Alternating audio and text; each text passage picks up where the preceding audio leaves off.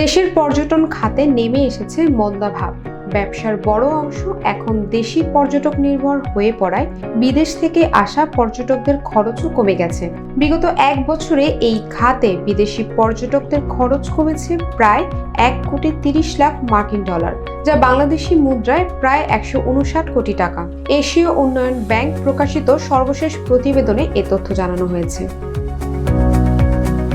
প্রতিবেদনে বলা হয়েছে 2023 সালে বাংলাদেশ বিদেশি পর্যটকদের কাছ থেকে আয় করেছিল 45,30,00,000 ডলার।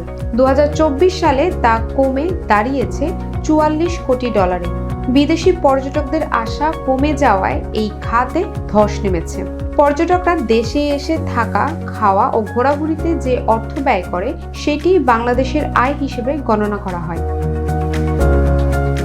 এডিবির তথ্য মতে দক্ষিণ এশিয়ার দেশগুলোর মধ্যে সবচেয়ে বেশি বিদেশি পর্যটক ভ্রমণ করেন ভারতে। 2023 সালে ভারত আয় করে 3,220 কোটি ডলার, যা 2024 সালে বেড়ে দাঁড়ায় 3,502 কোটি ডলারে।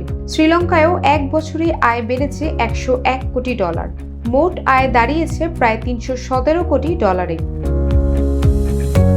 2022 সালে দক্ষিণ এশিয়ার মালদ্বীপ, নেপাল, ভুটান সহ বাকি দেশগুলোতে ভ্রমণ করেন প্রায় 1,74,00,000 পর্যটক। 2023 সালে এ সংখ্যা বেড়ে দাঁড়ায় 2,33,00,000-এ।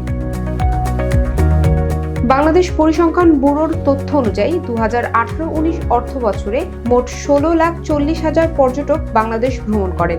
এর মধ্যে প্রবাসী বাংলাদেশি ছিলেন 13,50,000, যা মোটের 80% বেশি।